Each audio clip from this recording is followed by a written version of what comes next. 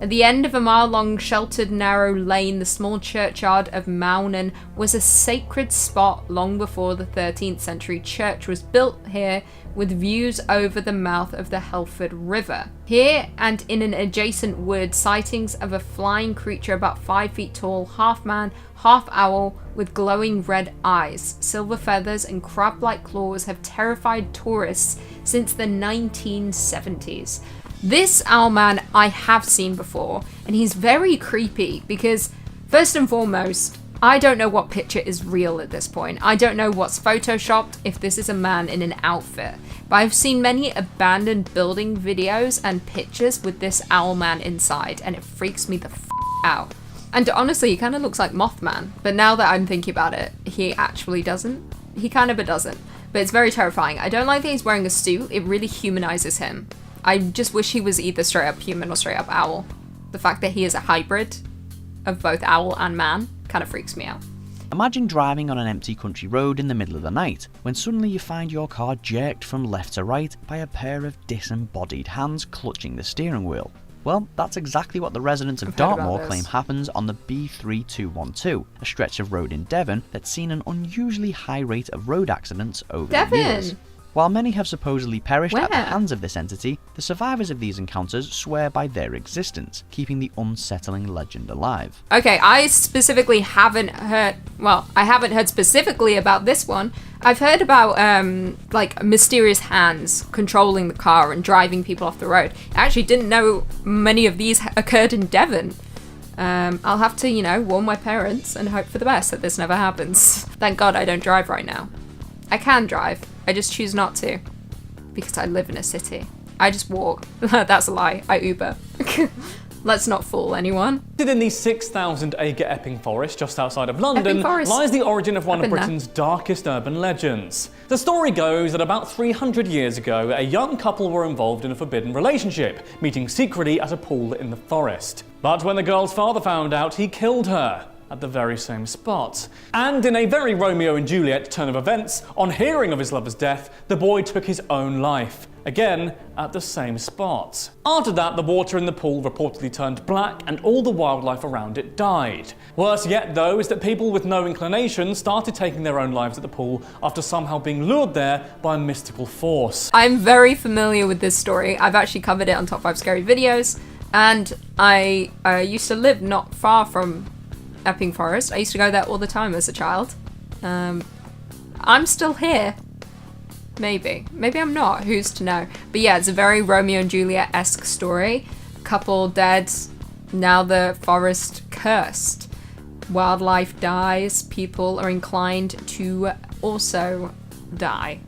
It's very dark, and I actually didn't know about this legend until I left the UK. So it's very interesting. Seems to be more popular out here than it is in the UK, unless I just didn't care to know about it back then.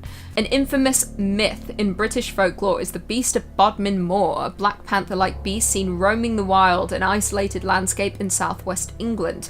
Practical-minded theories suggest that it's an escaped animal, and although there is no verifiable evidence, the beast has been sighted no fewer than 60 times. Even a leopard-like skull has been found on the moor. Yes, there are many theories as to this creature. Some thought it was just a giant dog. Some thought it was a panther. I actually do think it was all debunked because there was a skull that was found and it was taken to one of the museums in the UK. There were also rumours that it was an escaped animal from someone's home and they were keeping it there illegally, or maybe it escaped from a zoo.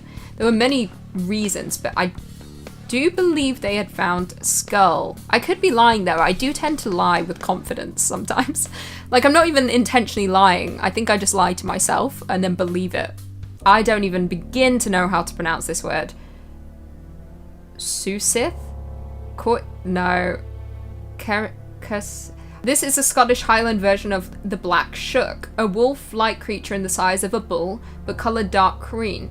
It lives in the clefts of rocks and carries souls away to the afterlife. Another spectral hound with a saucer-sized eyes, the Susith, howls 3 times, and if you haven't reached a place of safety by the third bay, you are overcome with mortal terror and drop dead on the spot. Honestly, after one howl, it wouldn't take 3, just the one. I think just seeing him, I would lay on the floor and hope that it's a quick and painless death. But to be fair, carry me off to the afterlife. I don't want to walk. If I can hitch a ride on this beast, I'll happily go along. But that's very creepy. Of Weymouth, Thomas Tyne, Lady Louisa Carteret was rumoured to be having an affair with a footman. After discovering the affair, the Viscount, in a fit of rage, pushed the footman down the stairs, breaking his neck. Thomas was said to have had the body buried in the cellar and told Lady Louisa that the footman had left without a word. She didn't believe it, thinking the footman had been imprisoned in the house, searched every room each night until she died. Yes, I'm very familiar with the story. Now, there's different variations of it, where the husband pushed the footman, and another variation where he hired someone or ordered another servant to push the footman down the stairs. And yeah, the woman was heartbroken. She ended up getting sick and then died within the home. And now she is said to haunt their house. And you can go visit her ghost. There's many, many haunted homes in the UK. All surrounding stories like this. Set are supposedly home to the aptly named Wookey Hole Witch, a crone said to have made a pact with the devil as a means of exacting vengeance upon her unfaithful fiancé. Not content with her satanic revenge, however, the witch continued to terrorise the citizens of Wookey Hole for years to come. A monk eventually managed to turn the witch to stone, and the resulting stalagmite has since become a tourist attraction, with many believing it to be the petrified remains of the dreaded hag. It's always in the UK. I'm telling you, it's because it's so old. I don't know if he specifically said the place, but anyway, this witch is now turned to stone, and you can go visit her in this dark cave or tomb, wherever she is. That's absolutely terrifying. I'm less inclined to believe this one because the witch looks more like a hag, something that would be depicted in a movie, whereas I think witches are beautiful. I think they would look more like the young witch in The Witch, you know? That's what they would all look like. Scotland's got the Loch Ness Monster and the US has got Bigfoot. As for us in England, well, we've got none other than Spring-Heeled Jack. He's said to have breathed fire and jumped in human heights from rooftop to rooftop. He had a goatee beard, pointed ears, horns and fiery eyes. Some said he was a demon, others thought he was just an extraordinarily agile human. No matter what form you believe this legend took, he certainly struck terror into people countrywide, but particularly those living in Victorian London.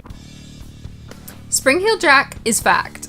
I mean, not really, but I think he is. And yeah, it said he would jump from building to building, he would lurk on rooftops, and then he would leap down, sweep someone up, and then bye-bye, adios, they're gone. But also, I have a feeling this legend, you know, all this stuff kind of came out around the same time as Jack the Ripper. He was very much real. But yeah, you just don't know. I think everything is inspired by something else. Every legend is inspired by some kind of true event that took place, and then over time it became so warped that it became its own entity. On Highgate Cemetery, the site soon became a hotspot for enthusiasts of the occult and paranormal. As more and more sightings of grey spectres, ghouls and demonic entities continued to spread across the community, rumours of a vampire buried at the cemetery began to take shape.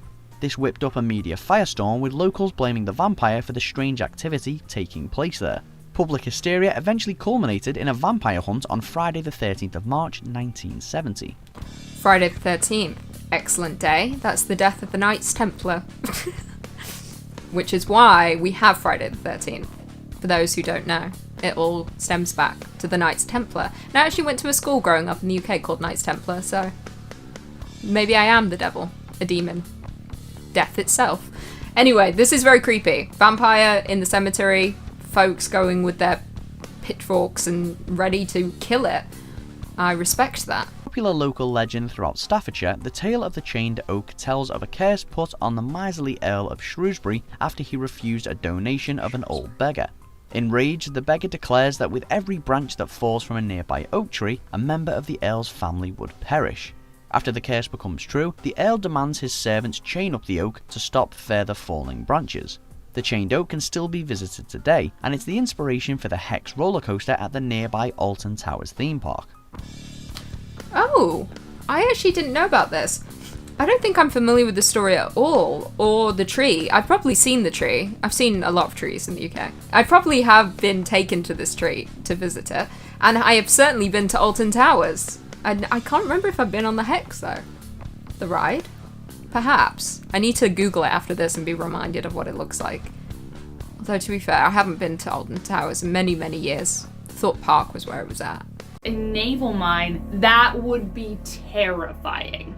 Like, imagine if you're the parent and you're just like, let's go to the beach, and you see that. You're like, never mind, let's go home. Because even now in France and places where, like, the World Wars happen, there's still people digging up bombs and dog tags and paraphernalia from the war in their back garden, or like on the way home. Apparently people used to just like dump stuff off at the side of the road to be picked up. And the thing with landmines or like bombs in general, they can go off at any time, because of course that would have been tied to a chain at the bottom of the ocean, or like near areas where submarines would be passing through. So hopefully from the enemy's standpoint, or whoever was using that, submarines would pass by and knock it, and then it would explode, creating a chain reaction with all the other ones around it. So it's like one balloon pops and the rest of them pop. So this one still could be active, which is the most terrifying part about this naval mine. Right? Australia continues to be one of the scariest places in the world in terms of finding weird things in the sand. In this case, a shark was found by a man named Shane, who is walking on the beach with his family.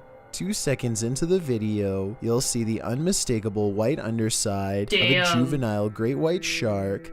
They are born 4 to 5 feet long and can only last minutes out of the water, he doesn't have long to Like, as soon as you get into the water, just like, boog it, get out of the way, because you don't want that thing to kill you. Though that thing is pretty tiny, little baby shark, baby shark, Lucy hates me, she hates it so much.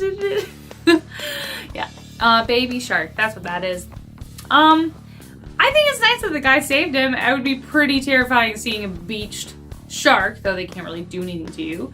But also, the guy has to be super strong, because he would be so heavy. Like, they're just entirely muscle and blubber, so good for him. Apollo 11 engines were found on a beach? That's so neat.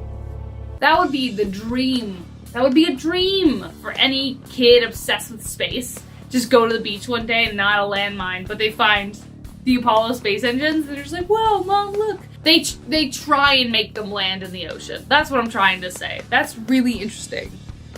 Oh man, that would be really cool. I'd love to touch something that went into space. That would be so surreal, so surreal. It would make it real for sure. Antikythera mechanism. The Antikythera mechanism, JPEG. I think this is really, really interesting, because they used to think that this was a nautical device called an astrolabe, I believe. But it's not that. So, but they know it's a nautical device of some kind, but they haven't been able to distinguish what the purpose was. But it's super, super, super, super old too, and I think it doesn't align. I could be wrong. I welcome correction.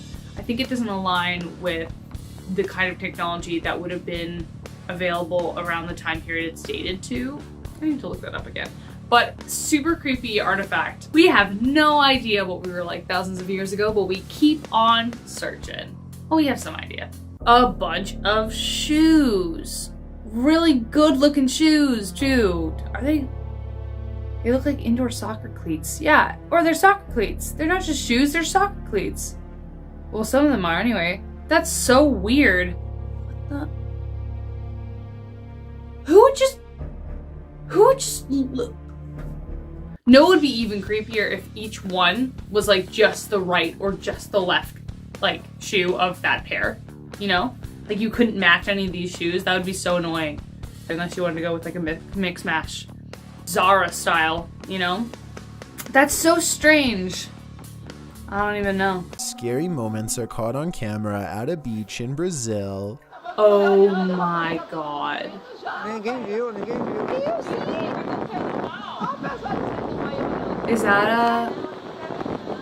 It's called a water spout, and these are the final moments before it's caught on tape, sending a crowd of beachgoers running for their lives. Everyone is safe this time, but that's not always the case. So scary. Oh my god. Oh my god.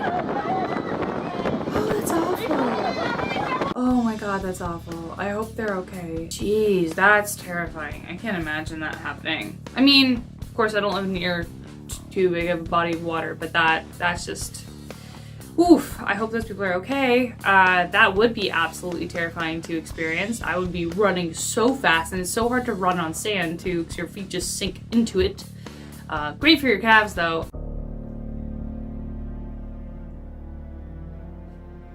Oh, it's just an abandoned boat. Oh man.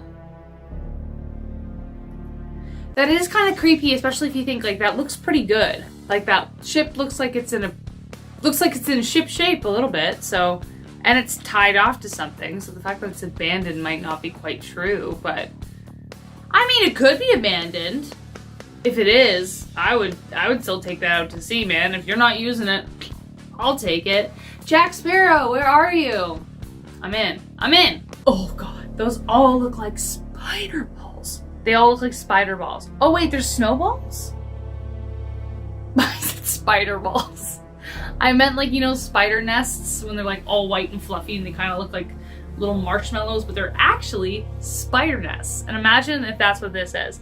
But I think they're snowballs and they're all perfectly shaped. So I think we're coming across a penguin battle.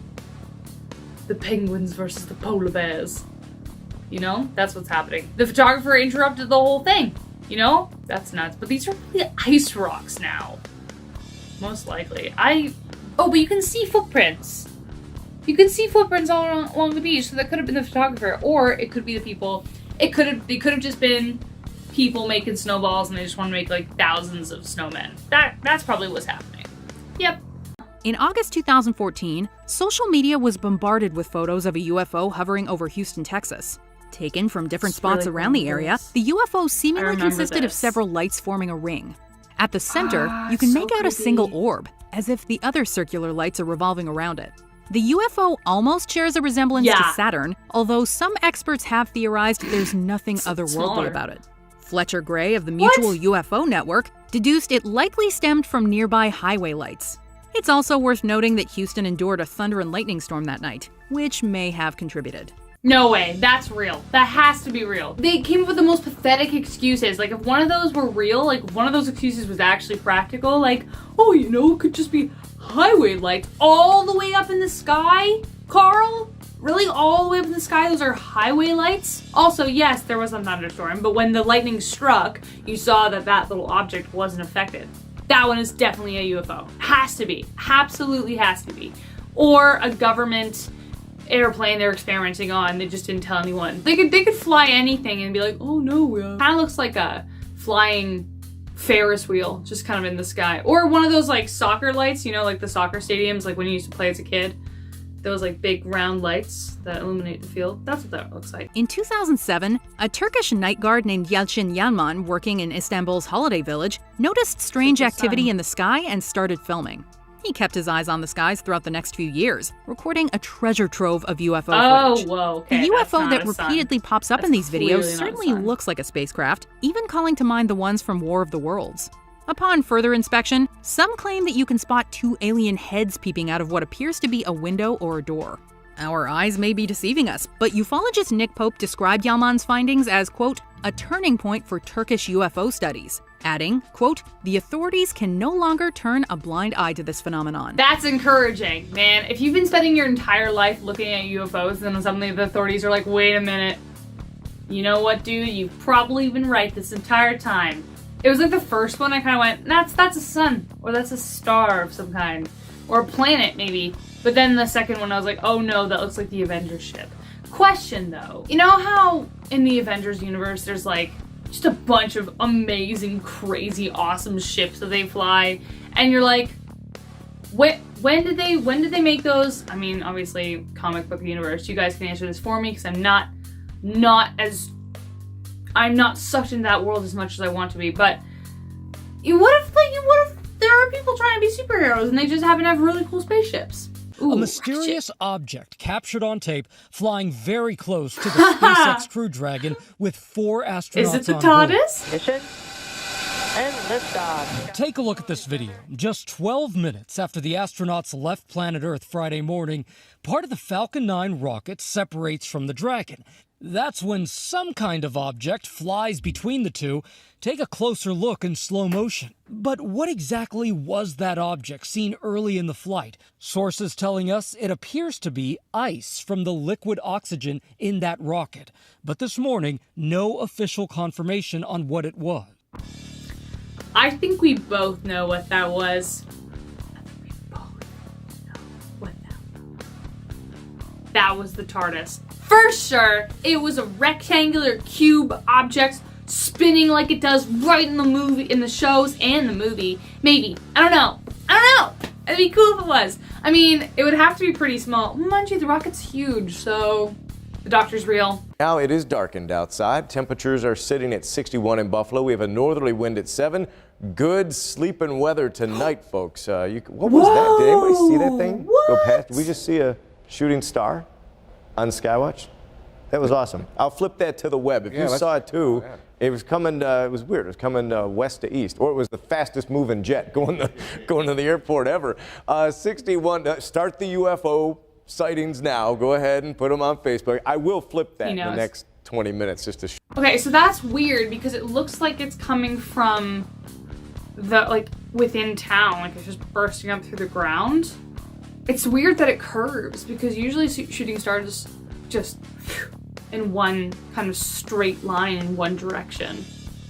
At first I thought it looked like it was coming from town, but it actually looks like it was coming from the horizon, I think. But the way it kind of swirls at the end makes me think that maybe it's some kind of firework actually, but it doesn't burst at the end, so that one's cool. I like the breath that caught in my stomach for that one. That was neat. A new report from ufology research says sightings of unidentified flying objects across Canada, including things like levitating discs, erratic spaceships, and floating triangles, increased 46% in 2020 over 2019 levels. There were 1,243 recorded sightings last year, a record for Canada. 30% of the sightings taking place right here in Ontario.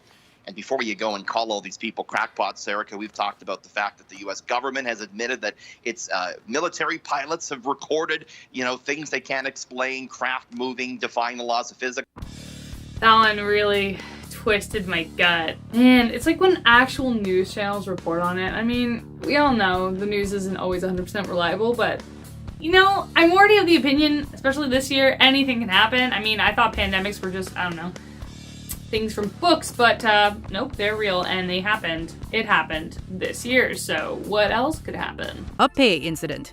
Set against the backdrop of Tianjin, Hebei province, China, this photo can be traced back to at least 1942, although some argue it was actually snapped in 1911.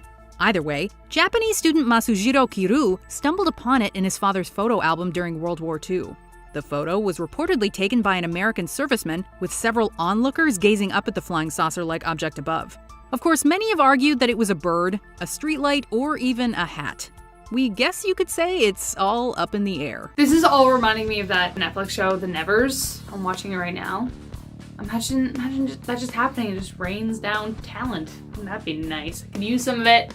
This is like one of those typical classic UFO pictures that just satisfies my soul, It's just so old you want to believe it. It was before the times of deepfake and Photoshop. Though they did technically, when you use film, there were ways to cut images together so it looked like things were inserted into the frame. So I know that they had their own kind, but that guy at the corner bottom right, he's like, oh, look guys. So I also love how over time, saucers either look like an egg with like a circle around it or a slice of pizza, or like now they look like slices of pizza.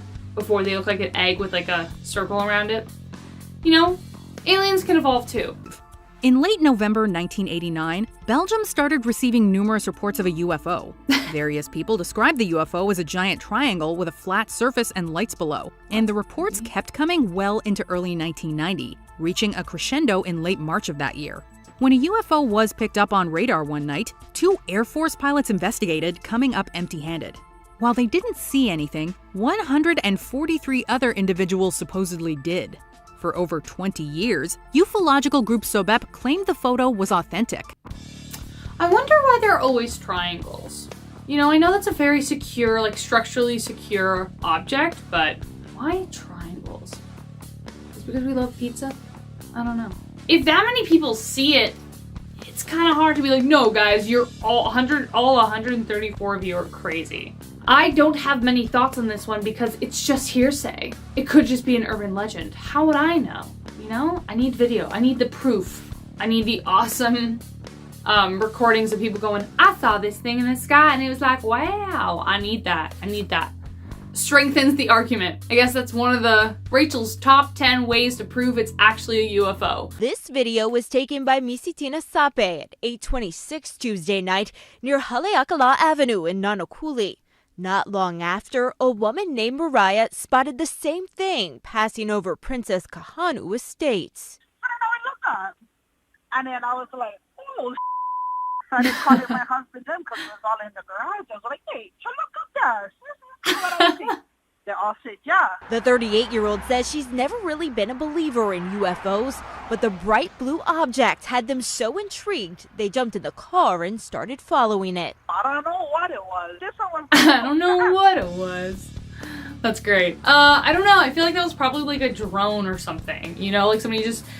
But there's so many different things. Like somebody could have easily attached a light to that and just like been like, oh guys, look, it's a UFO. It's not. It's not. I don't know, but it could be.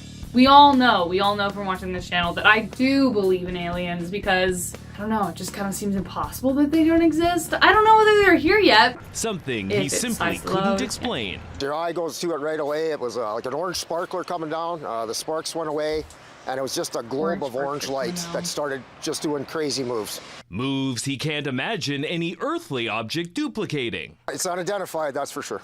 And just one of thousands of unexplained objects sighted in the skies over our province. Look at it, it's behind the tree. What is that? Wow. It seems Manitoba is a hotbed of UFO activity, with thousands of sightings stretching back to the earliest days of our province's existence. Manitoba.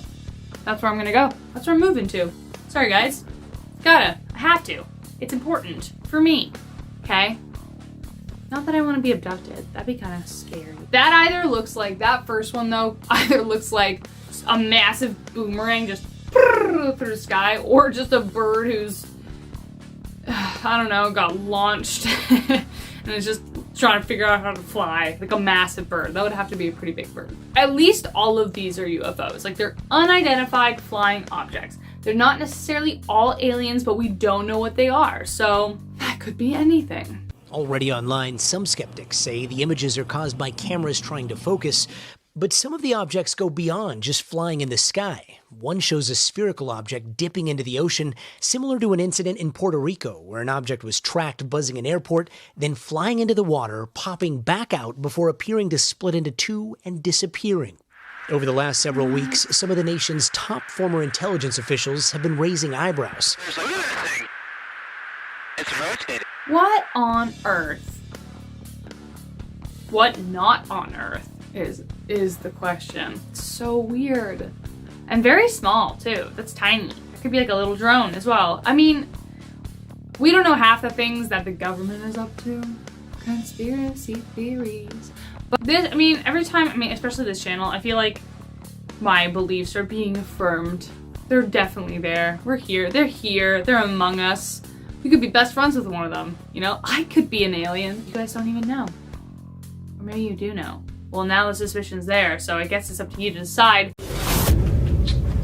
What the hell? What are we looking at? Oh my god. Is that a cage? Oh my god. Key? There's a key on the wall. Just on the wall?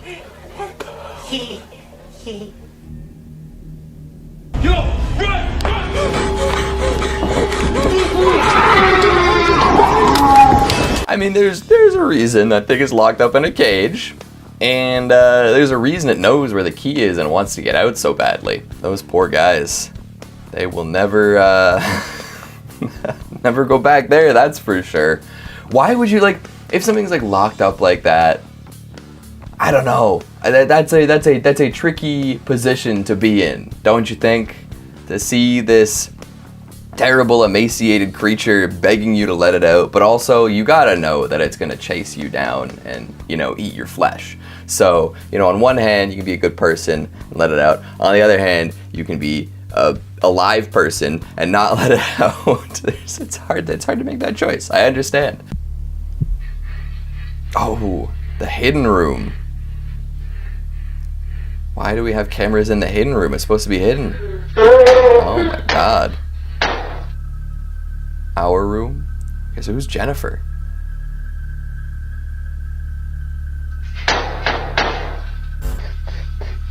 Oh my god.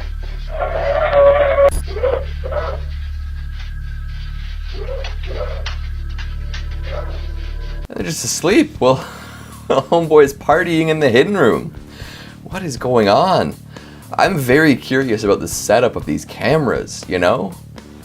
Because they've got, I guess the homeowners are aware of their weird torture imp, and they've invited Jennifer to stay in the guest room, and maybe she has to interact with this thing.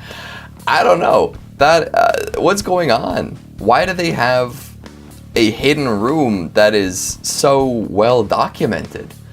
What is this guy doing? Why is this bald gremlin skittering around in the darkness, banging on the walls, but nobody can hear it? If I ever found out that one of my friends had a room like this and like they let me sleep over, I would excommunicate them. Oh, hello.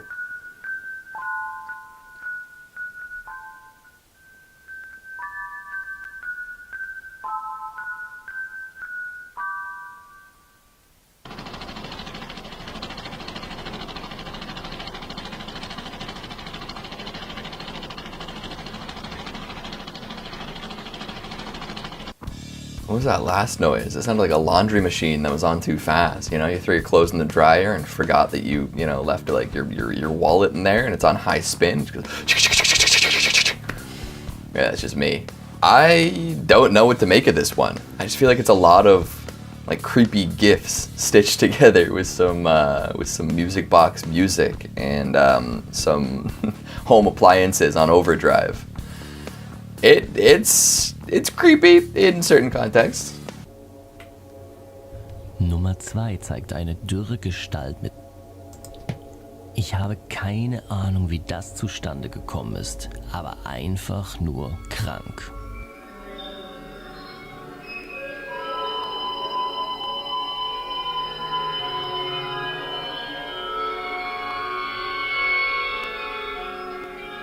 Can't tell if they're casting spells or putting on a show. Are those dance moves? Are they contortionists? Just the quality of the footage just really adds to how much that freaked me out. My goodness. Lots and lots of questions. Although the fact that they're in a wide open, well-lit warehouse kind of makes me wonder if this is true dark web or just some creepy footage someone dug up.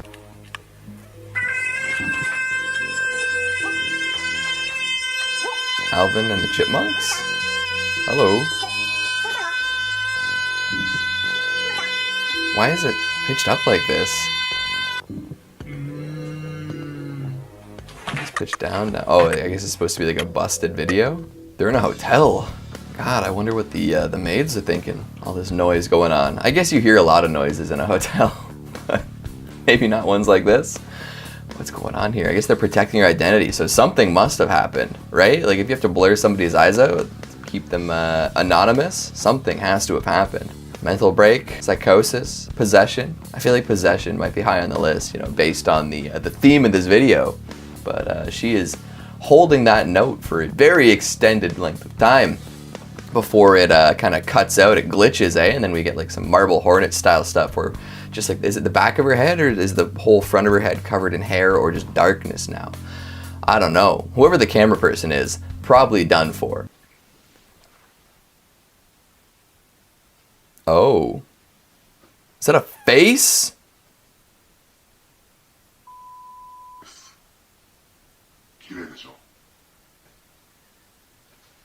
You gonna feed it? I was hoping we would see him get fed. I don't know how that thing eats. Was that it talking? Was that it saying, Gezo? I don't know what that is. Maybe I misheard it. If you guys know what it said, please let me know in the comments. But for now, I'm more concerned with the mystery of the stitched on face. It's not even like a Belial situation from Basket Case, you know, where it's like they were kind of born together and then one got removed. This one looks like it was like put back in. I don't know what to think of that. So somebody stitched a face into this person's abdomen? Is it cursed? Is it a sibling? Is it a wizard? There's too many questions, not enough answers right here, and I want to know exactly what's going on with this stomach face. Please, let me know. Oh my god, what is this? Oh.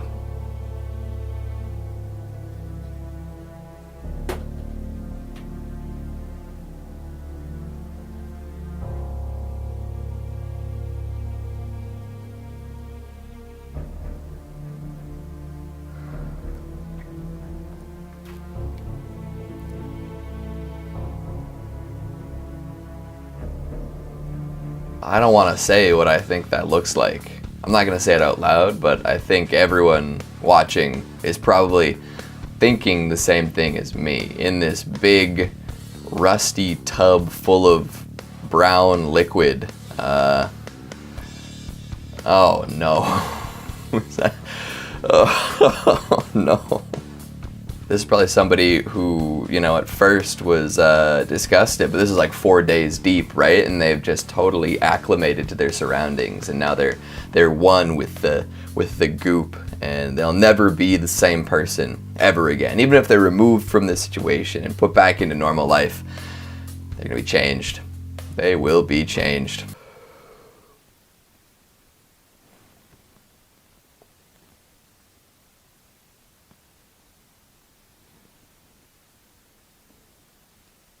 Oh, shoot. Right up into the air.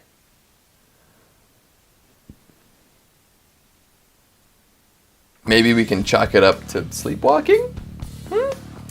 Could be, you know, they're just really good at gymnastics, and that's what they do in the middle of the night, is they just work. Probably not, but, you know, it's a fun thought. That's something else, eh?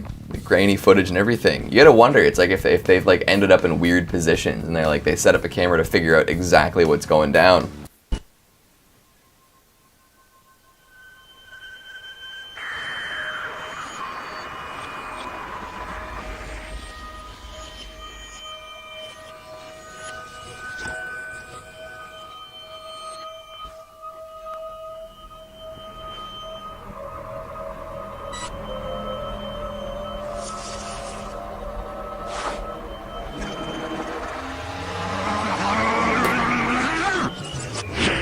Not sure what to make of that. That was weirdly intense. All in sepia tone. Who was that clown that kept popping up? Who was that? Where did this come from? I feel like this is one of those things you like dig out of a basement that's been abandoned for, you know, 30 years. This feels like something they pulled out of a mysterious fire that killed way too many. This is a Japanese fortune-telling game. It led to suicides in Japan after some people found out some bleak predictions for their futures. You will need a comb and something with which to cover your face and head to a crossroads at night. At the crossroads, the speaker makes the comb speak 3 times by running their fingers down their teeth. Huh? Damn. The speaker then repeats 3 times, Tuji Ura, grant me a true response. Wait at the crossroads until someone approaches. If a stranger approaches the crossroads, cover your face and ask the stranger to tell you your fortune. If the stranger doesn't respond or refuses to respond, you can uncover your face and wait for a new stranger to try again. If the stranger tells you your fortune, wait until they leave and then you may uncover your face. Whatever the stranger has told you is your fortune. I don't believe in this, to be honest. I don't believe a stranger is going to impact my life in any way. What if someone tells you your fortune, they're like, you're about to get hit by a car, and then you get hit by a car? oh, you'll die one day. I guess that's my fortune, I will die one day. Literally anyone can say anything and you can somehow relate it to your life. You'll drink water in the near future. You bet I will. I don't believe it. I want to, but I don't. It's because no one's ever told me anything that's actually happened, you know? If someone told me something and then it came true, then fine. I'll have some faith. I've just got no trust. The Sandman. One person lays face down on the floor, everyone else sits in a circle around them. One person is the speaker, everyone else is quiet. The speaker tells a story about how the laying down person was killed by a murderer and their body filled with sand. They lightly rub their arms or legs and talk about how the murderer filled them up with sand. At the end, the person stands up, they will feel as if their body is full of sand. I mean, this is an interesting, almost like, acting technique, you know? I feel like you can make your body feel any type of way if you're thinking. You try hard enough, right? Yeah, this I kind of believe. It's all psychological. You can make your body feel that way. Or it's like that trick when people were younger where it's like, imagine you're pushing two imaginary walls as hard as you can, and then at the end of it your arms are just going to move up on their own. It's because the pressure. It's always going to happen. But this one, it's all psychological. You can make yourself feel numb. I feel numb every day. The bathtub game is about conjuring the spirit of a young woman who died from falling in the bathtub. You play by hopping into a tub full of water with the lights off. You close your eyes and wash your hair, repeating a little chant while you visualize the woman in the bathtub slipping and falling to her death. Yuck. If you do it right, you're supposed to feel movement in the water behind you. Supposedly she's there with her rotting, tattered clothes. You will sense her and feel her. Don't open your eyes or she'll kill you right there. Why? Like, why? Why do you want a rotting woman joining you in the bathtub? Like, I love a bath. I could have one every day. Sometimes I do. I don't want a rotting woman joining me in there. Sure, a non-rotting woman is welcome, just not a rotting one. I just want to know why. I wanted to speak to people who play games like this and ask, why? What's going on in your life that you feel the need to do this? Midnight game. Promptly at midnight, players follow instructions to summon the Midnight Man. Once the Midnight Man is summoned, game on. There's nothing else you can do but ride it out until 3:33 a.m. when the Midnight Man will leave. Players will each have a candle, lighter, and canister of salt. You're supposed to keep walking and moving around throughout the house in the dark. No other lights or it won't work. If you feel a cold spot or if your candle flickers, the Midnight Man is said to be near you. If your candle goes out, you have 10 seconds to relight it or secure yourself in a circle of salt to protect yourself. If you don't get your candle going, you must sit in the salt circle until he leaves. Midnight Man. I imagine he looks something like the guy from Gerald's game. The Midnight Man. Hiding in the shadows. Strange face, gonna lick your feet. You know? This is creepy again. Like, I get it, you know, friends coming together, wanting to do something scary to feel something, you know. It's not much to do these days. But still, a lot of these games people are playing solo and I do not agree with it. It's very strange. Just do something else. The sitting. Begin the sitting by having one participant take up the camera. This participant must say the words, "I caught you." Then pointing the camera forward toward the middle of the circle, the participant must take one picture. Pass the camera to the next participant in the circle. If you're using a digital camera, do not preview the image that was just taken. The next participant must also say the words, "I caught you," and take one picture with the camera facing forward. Repeat this process until every participant has taken 3 pictures. The camera should make its way around the circle 3 times. Note, if a participant begins crying or feels nauseous, do not allow them to take any pictures. Instead, pass the camera around them to the next participant in the circle. After the camera is passed around the circle 3 times, put it down. Honestly, I never want to say the word participant again. That's why I do everything solo. I don't want participants. Anyway, what I assume is going to happen here, because I've got no answers as to what these rituals are trying to do, I just can only assume that they're going to spot some kind of demonic entity in their camera, or they're trying to snap a picture of something. Again, why do you want to do that? Like, I think people want to actively avoid doing something like that. Hide and seek alone. In this game, you summon a ghost into a doll at 3 a.m. and then invite the possessed doll for a friendly little game of hide and seek. Only when the doll is it doesn't tag you, it just stabs you. So this is a game you better hope you don't lose. Okay, this is a game I do not encourage anyone to play, ultimately. This is terrifying. I personally don't believe in it, that a doll has the power to hurt someone, because a doll is a doll and it does not move. But movies like The Conjuring, aka Annabelle, and Chucky also exist, so you just never know in life. But I think this is some bull. I don't fear a doll.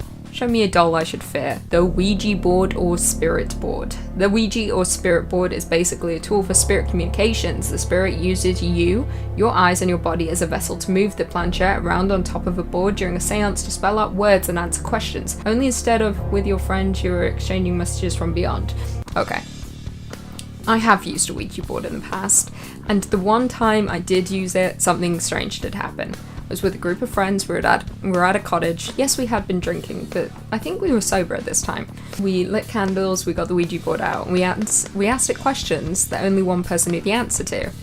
And then it answered. The answer was wrong, the spirit gave, but then finally my friend turned to me and was like, oh no, I got the answer wrong, that was the correct answer. The spirit board got it right. Is that freaky? That's some freaky shit. The Red Book game. Draw the curtains and turn off the lights. Sit in a circle with the other participants. Place the candles in the middle of the circle. Light them. Close your eyes. Place the palm of your hand on the book's cover. Ask the following question aloud. Red Book, may I enter your game? Keep your eyes closed. Open the book to a random page. Place your finger on a random spot on the page. Open your eyes. Read the sentence your finger has landed on. This is your answer, although you must interpret it correctly to proceed. If the answer is negative or nonsensical, contact has not been made. Do not proceed. Try again. If the answer is positive, you may proceed. Each player must ask for and receive permission to enter the game. Okay, this one's a little freaky. I mean, there's so many games like this. I have a feeling there'll be a lot of games like this on this list, where it's gather in a circle, light a few candles, do this, do that. There's always a lot of setup. I hate a lot of setup. Anyway, this one is kind of ridiculous because you're just going off of what you land on in a page. If I land on a sentence that makes sense, I've instantly contacted the devil. But if I don't, try again. You could land on anything. This is some bullshit. But I think you should all try it. Just kidding, I do not support these games, nor do I encourage anyone to play them. Devil's Mirror. In this game, one single player lights 12 black candles in a dark bathroom and closes her eyes until the stroke of midnight. When she opens her eyes and looks at the mirror, she'll be face to face with the Prince of Darkness himself. Creepy shit. Again, why? I think the ultimate question with this list is why? Why do people want to do this? I understand there's like, you know, worshippers out there, Satanists, devil lovers, demon lovers. They want to, you know, come face to face with the king of hell. At the end of the day, why? Just live your life. Stop trying to thirst after someone who may or may not exist, and by may I mean likely does not exist. The Triple Mirror Game. To play this game, a person first needs to protect themselves by spiritually cleansing the room and putting a line of salt across all thresholds and windowsills. The person then lights a white candle in the room and sets it on the threshold to attract the spirits in the building. Spirits are apparently mega curious about white candles for some reason, kind of like the way a laser pen used on a wall attracts cats. You're supposed to arrange 3 mirrors in the room so that you bounce the reflection of the door from one to another. It is said that if you gaze into the 3rd mirror, you can see the spirits that might be hanging around the home. Honestly, I don't want to see spirits that might be hanging around. I want to pretend they're not there. I want to pretend they don't exist. Sure, they might be there, but as long as we don't make contact, we Gucci. They can live with me all they want, but I just don't want to hang out. Unless they're going to be pleasant about it. I'm scared they'll be mean. In fact, it's somebody's home. The plane's occupant is Bruce Campbell. No, not the actor from Evil Dead, just another man with the same name. Decided he wanted to create an unusual retirement home for himself after the end of a long career as an engineer. He acquired the plane for $100,000 and then spent a further $120,000 having it transported to a plot of land he owns in the forests of Oregon, USA. He then spent the next few years renovating it by hand, scraping out the old interior and turning it into his dream house. That's so cool. That is so cool, man. That's like the people who build homes out of their vans. I just think that's amazing, and I want one. I want one so bad. That is next level. I love that. Make your home your own. Imagine how many times he looked at a plane and said, man, I'd love to live in a plane, and then made it happen for himself. And also, $100-something thousand plus. That is still lower than like a house in the GTA or like Vancouver or like which are millions of dollars. He got a whole plane for less than like 500 grand. That's smart retirement planning if you ask me. Trail camera and the figure with wings and bright white eyes chasing that deer is so terrifying, we don't even want to know what it truly is. Theories are out there claiming it's fake or that it's the Jersey Devil. I just feel like there's still so much we don't know.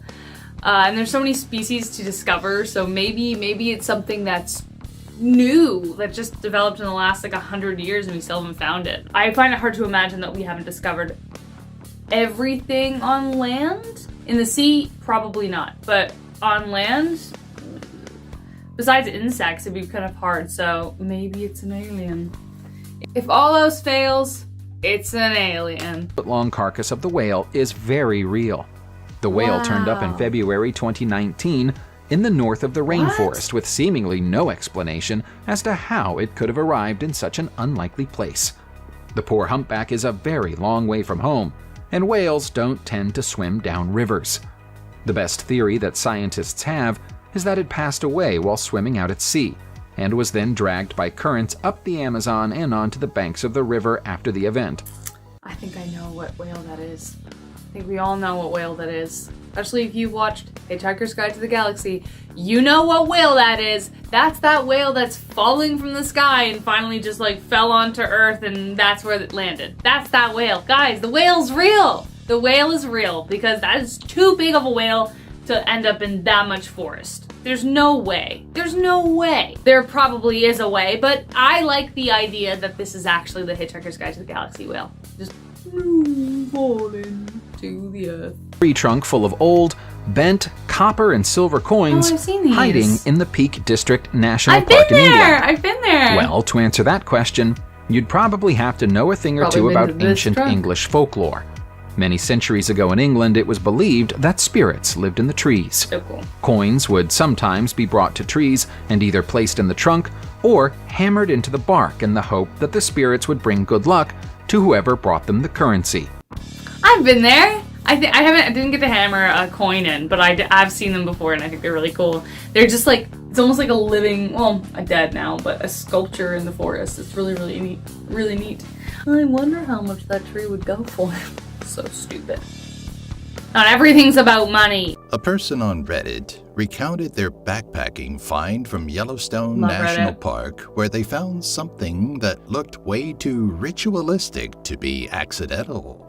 They were hiking on a ridge above a lake when they found a horse skull without the rest of the body. Okay. They later go back to the campsite nearby, climb down to the lake, and find the body of the horse rotting on the edge. Around the body were film strip negatives floating around.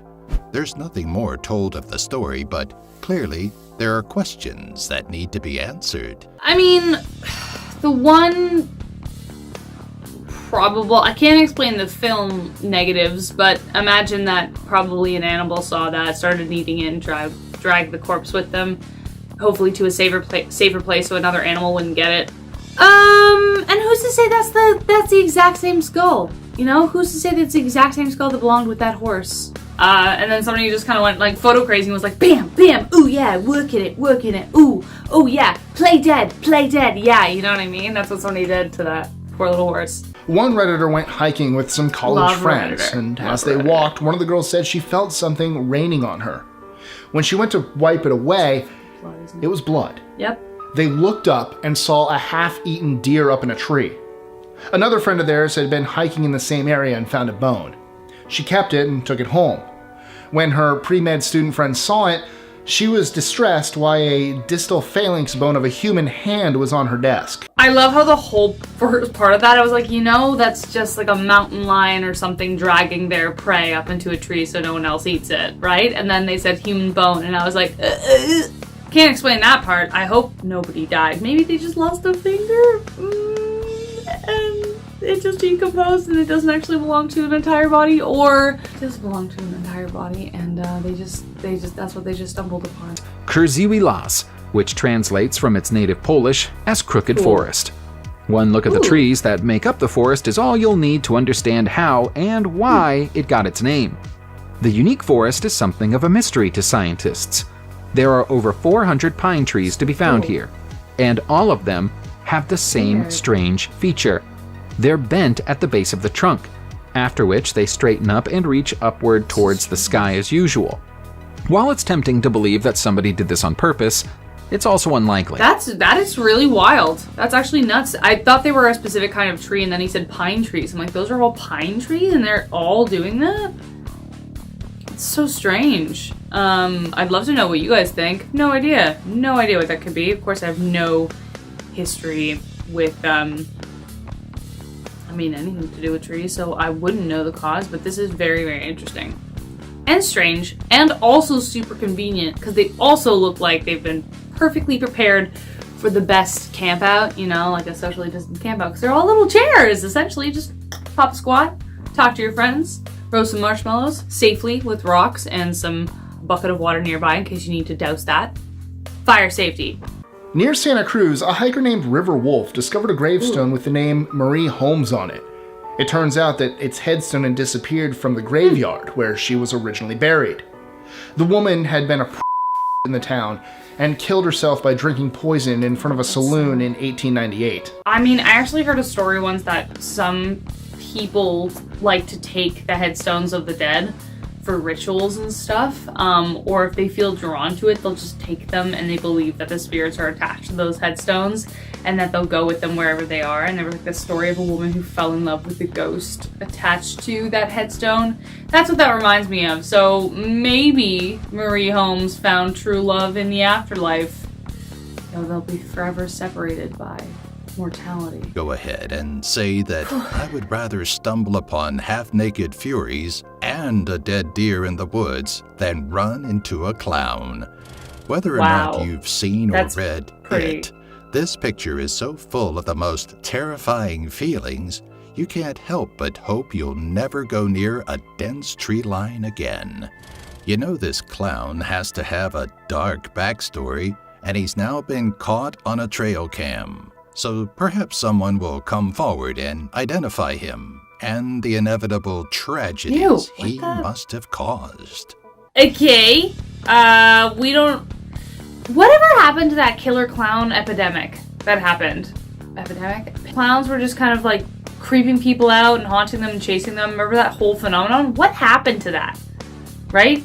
Was it just like... I wonder if it really was an advertising scam for it, because I was still terrified by it. When I watched it the first time, I went with my best friend Greg, and I avoided storm drains for a long time. And I have, he's always in my nightmares, but he's never, the scary one in my nightmares. He's always, everything else is happening, and he's just, the guy who plays it, he's just like, hey, just so you know, you're having a nightmare because I'm here. And I'm like, thank you, Pennywise, get out, I like the funny clowns. On earth would someone need a crematorium in the middle of the woods?